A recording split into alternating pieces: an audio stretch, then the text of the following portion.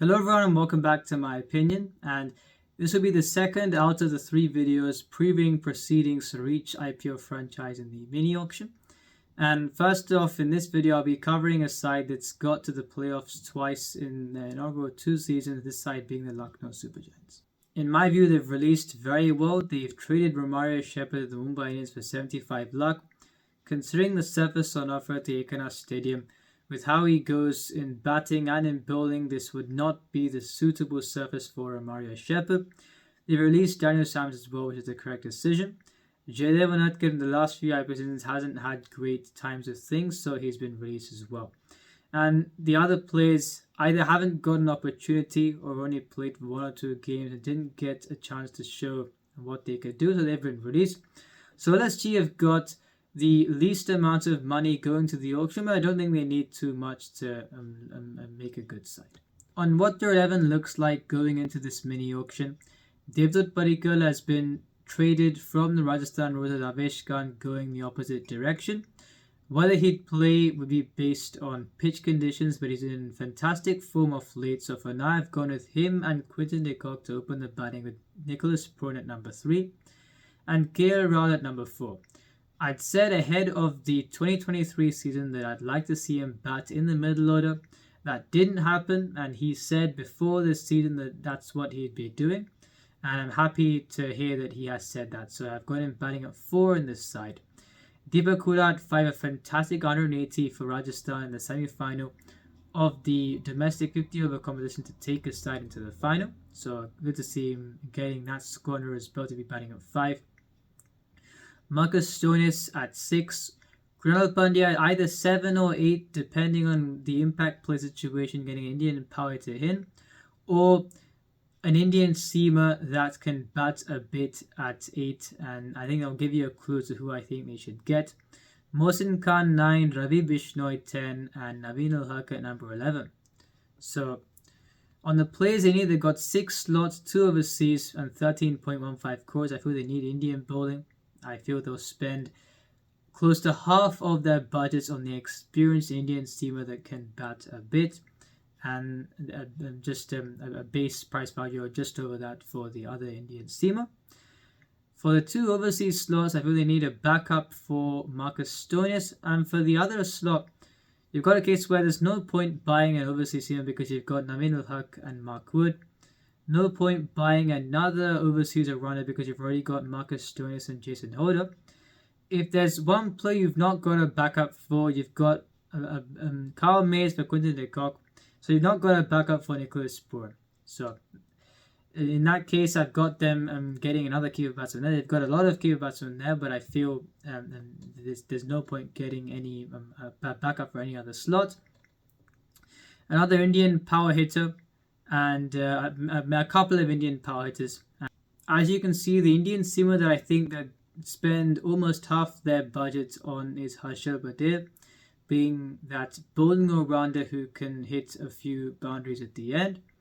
He'll bat at either 7 or 8 in this side, and especially in the Lucknow venue.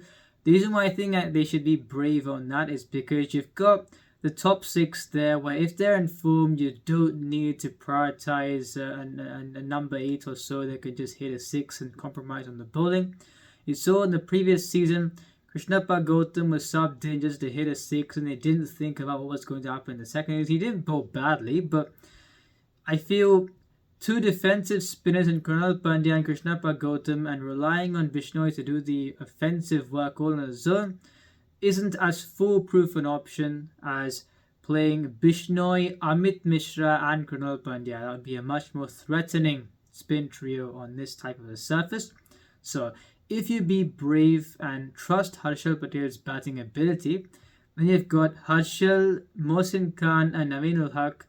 You've got the first name and the last name to bowl slow balls on this type of surface. Maybe Mohsin Khan, Naveen Ul-Haq to open the bowling.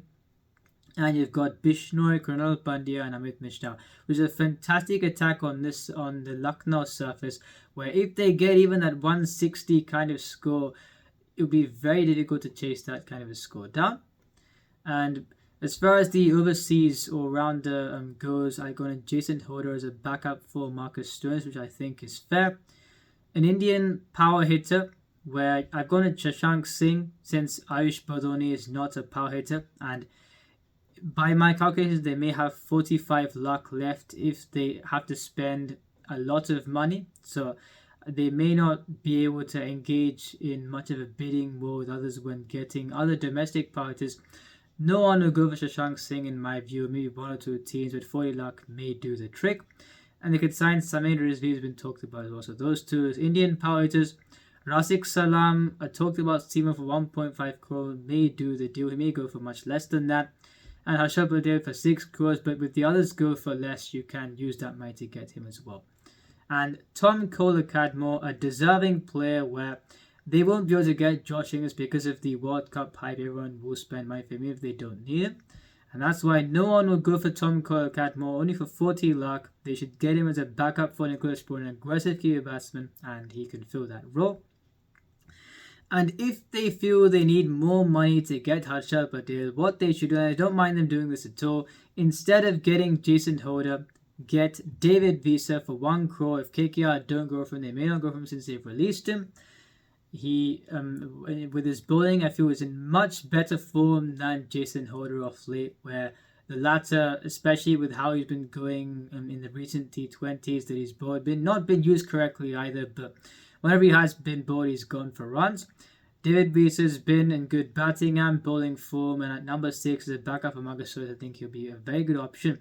And then you could maybe get more money to buy Harshal Patel or go for Ramandeep Singh, who I feel is a power hitter now. He's been striking at 200 or so in the recent Syed Mushtaq Ali Trophy, and going for him would mean you got 6 quality signings there, and LSG look good if they get these players going to this season.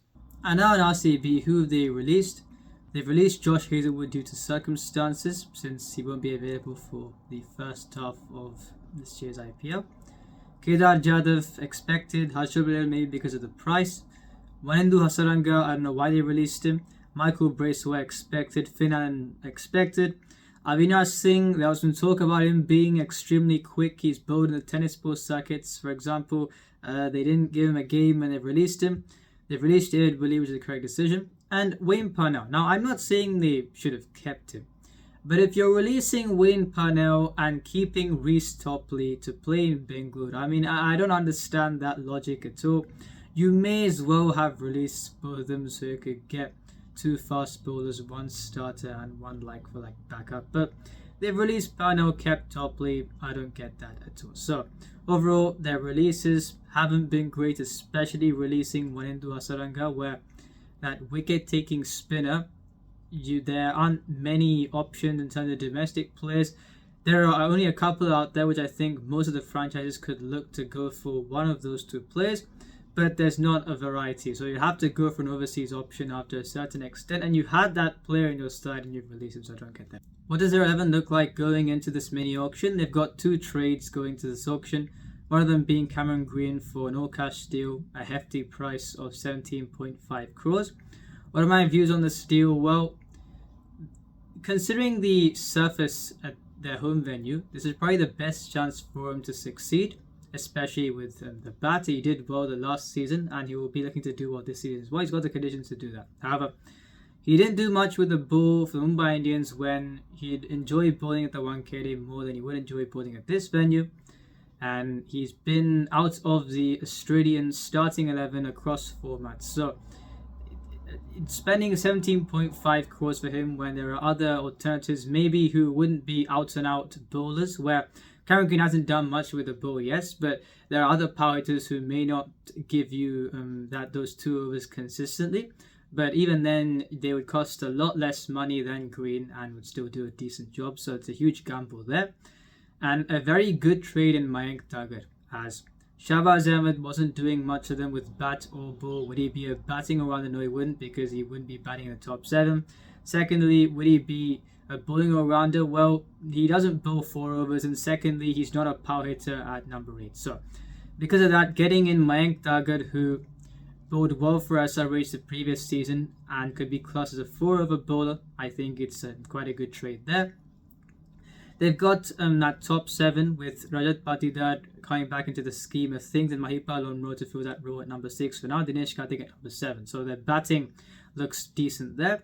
What I think they need is they need a couple of Indian seamers, especially one reputed Indian seamer and two overseas fast bowlers. Yes, they've got Reece Topley, but that is not a viable option to play in Bangalore. They had three overseas seamers, I think, in the previous season with Hazelwood, Topley, and Wayne Parnell. So, depending on the injury situation of Reece Topley, that slot may be freed up, but they need to get two like-for-like overseas seamers that can succeed in Bangalore. They need an Indian wrist spinner to start ahead of Karan Sharma, in my view, and they need an Indian power hitter.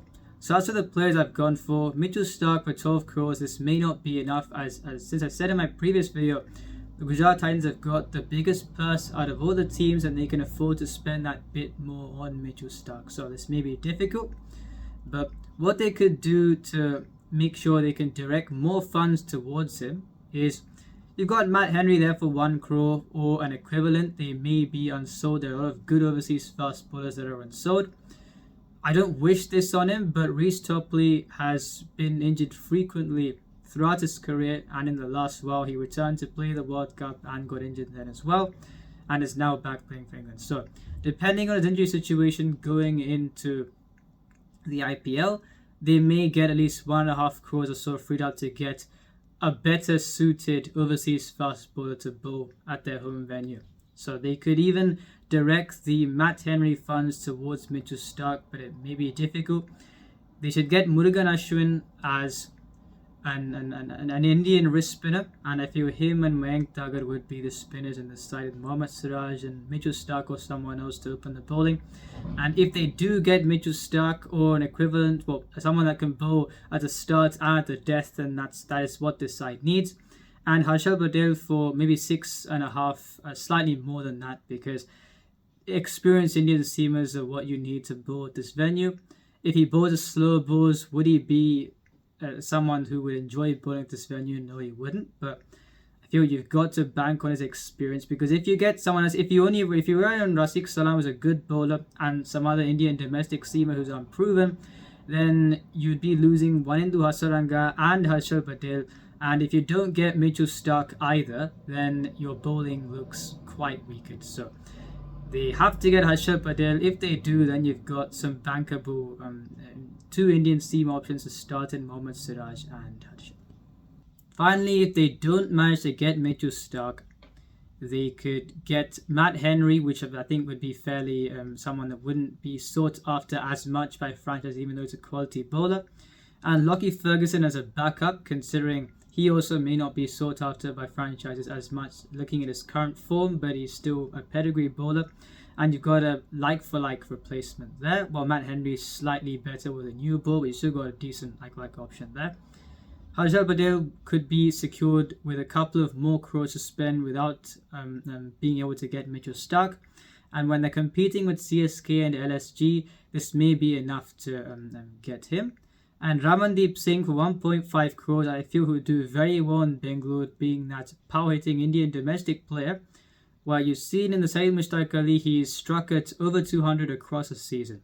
So I feel those players can supplement their side, but it's going to be a vital auction for them, as it is for, of course, auctions are vital for every side. However, for this team especially, since they've released Wanindu Hasaranga and they've not got too much money to spend to build a gun bowling attack, then it'll be tough. And I feel while they could potentially manage a bit with the players I think they could sign, you've got a case where you're looking at this side. They've retained Anuj Rawat, Suyash Prabhudesai, Himanshu Sharma, Rajan Kumar, Akash. You've got all these players who haven't done it for them or haven't been tried out.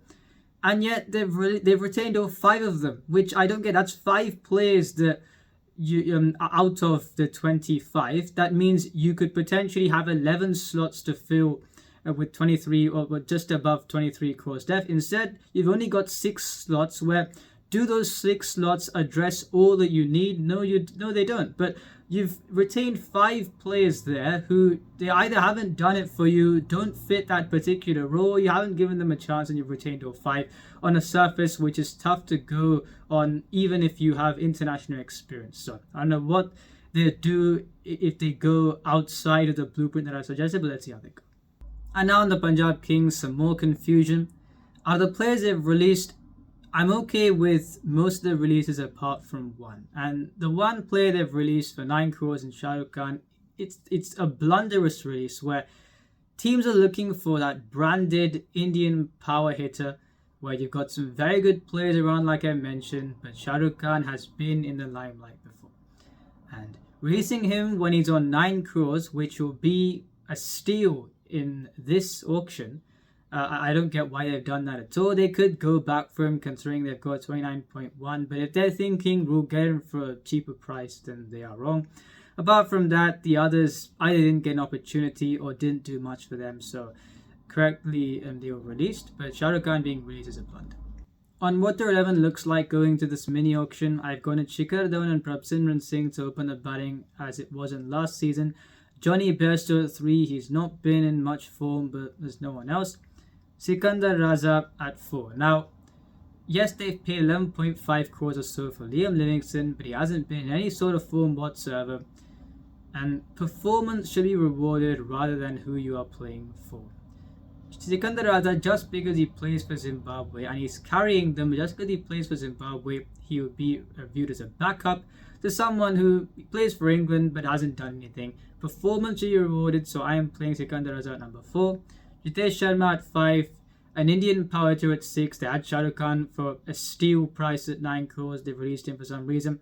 Sam Curran at 7 is more likely to contribute with bat than ball. There's no one else to replace him in this side as of now, so I've kept him there. An Indian wicket-taking spinner at number 8 who can play as per the situation. Kagiso Rabada at 9, Rahul Chahar at 10, and Arshdeep Singh at 11. They've got 8 slots remaining and 2 overseas slots out of those, and 29.1 crores to spend.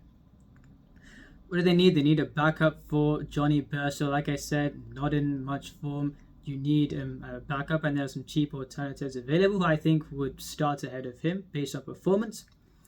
A backup for Sam Curran. You've got 1 or 2 all-rounders there, and I feel the all-rounder that they should get or they could get, no one else will go for. And they need an Indian wicket-taking spinner as well, and an Indian power hitter or 2, because maybe an impact play situation or so as a backup if another player fails. They may not do this, but they could potentially buy Shah Rukh Khan back with 12 crores. They've got the money to do so. As the starting player over Johnny Bairstow based on performance, I've gone with Riley Russo, since I feel on the Dharamshala wickets, the ball will come onto the bat quite nicely, and he'll be a fantastic player at 3. Gives another left-handed option as well. I've gone with Dwayne Pretorius as a backup for Sam Curran. As other options, there's Pat Cummins. Mitchell Stark is more of a bowling all-rounder, and if the impact player rule comes into play for this side, you've got Ramandeep Singh, who I think they've got enough money to buy, will also do well in this type of service with the bat. Then he could bat at 7, meaning if Sam Curran or someone else doing Pretorius bats at number 8, then you don't need someone that's as proficient with a bat. You could strengthen your bowling, so it depends who they go for there. But if they spend a lot of money to replace Sam Curran, you've got someone who costs 18.5 crores on the bench, and Liam Livingstone on the bench as well as Johnny Bairstow, then it will be a sight to behold. And Rafiq Salam as an Indian fast bowler for 1.5 crores, and Murugan Ashwin being that wicket-taking Indian spinner. As if you go with Rahul Chahar and Harpreet Brar and certain services, if they have to play in Bangalore, then they may find it tough if the RCB batting lineup gets on a roll. So that's why I've gone for those players there. Now, if they're thinking about a Mitchell Stark, because they're not sure, but Sam Curran right now, certainly, if he has to bowl 4 overs, it's not going well for you. They may be looking to subsidize and think, if we have to spend more than what we paid last time for Shah Rukh Khan, there's no point. So get Ramandeep Singh and Shashank Singh, get Mitchell Stark to play ahead of Sam Curran, who would offer less batting. But if you've got the impact sub situation, then Mitchell Stark will bat at 8, so you'd rather prioritize your bowling. If you've got Mitchell Stark, Arshdeep Singh to bowl up front, and like we saw in the World Cup, Kagiso Rabada to bowl at first change and at the death alongside Mitchell Stark, so they take a greater load than Arshdeep Singh, who's been struggling at the death recently. Then you've got Murugan Ashwin and Rahul Chahar and Sikandar Raza Ramandeep Singh to bowl a bit if required. So they may go down that route, but I feel the problem they've got is Bairstow not in form, Livingston not in form, Sam Curran not in form. They've retained all of them, and especially Livingston and Sam Curran being retained, taking up almost 30 crores. I think they take up 30 crores of the budget. I don't understand that at all. They could have let go of at least one of them, because you don't know what you're going to get from them. There are some alternatives available. So if I were them, I may have let go of Sam Curran, because he's neither giving you anything with the ball or consistently with the bat. But they kept him, and if they subsidized on getting some good options for less money in other areas, they could get Mitchell Stark for about 14 or so crores and have a bit of money left to go, and even more than that. But we'll have to see how they go, because they've got a few players who aren't in form and are taking up huge wages. And there's an out-of-the-box move. You have to change your template here, but looking for wicket-taking spinners, if you don't get Murugan Ashwin or I think Shreyas Gopal, you're in a bit of trouble. As a very, very out-of-the-box move, if Sam Curran's not doing anything, someone else picks up Mitchell Stark, and if you don't want to get Dwayne Pretorius, Wanendu Hasaranga, would I advise this as a like-for-like backup? No way. But if you're looking for a wicket-taking spinner who can bat, then Wanendu Hasaranga could play. You could play Rasik Salam as the Indian fast bowler with Ashdeep Singh and Kahisura Rabada. So we'll have to see how they go. Like RCB, some more confusion. I think these two are the most confused sides heading into the auction. Let's see how they go. And finally, for this video on the Rajasthan Royals, who have they released? They've released Jason Horden's freed up 5.75 crores. I would have veered towards keeping him, as his national side and T20 franchises haven't used Jason Horder, the batsman, correctly. He can bat that 5-6 role. Instead, he's batted 8 at times for some reason, and even domestic players have been sent out ahead of him, which doesn't make much sense. As a bowler, I've said before, and I've said this even a couple of years ago, if you're looking for Jason Horder to be an integral part of your seam attack in this format of the game, it wouldn't work. Right now, he's a 2 or 3 overs bowler. He rarely can bowl 4 overs. And if you don't use him with a bat, then there's not too much of a point playing him. So if they weren't going to use him correctly, then I guess they have released him. And they've traded Devdutt Padikkal to LSG, and Avesh Khan has been traded back in his place, which I think is a fantastic thing for the Rajasthan Royals. I would have retained Murugan Ashwin, as for 20 lakh, him and Shreyas Gopal would be 2 wrist spinners sought after by a lot of teams in this mini auction. Retaining him at 20 lakh, so he wouldn't be part of that bidding war, where he may not go for too much money, but still an experienced wrist spinner is needed by teams, and as a backup for Yuzvendra Chahal would have been good. So that's what I would have done, but on the other releases, they have done well. Looking at their 11 going into the auction, I've gone to Jos Buttler and Yashasvi Jaiswal to open the batting with Sanju Samson at 3. They need an overseas all-rounder to bat at 3 or 4, depending on who that player would be.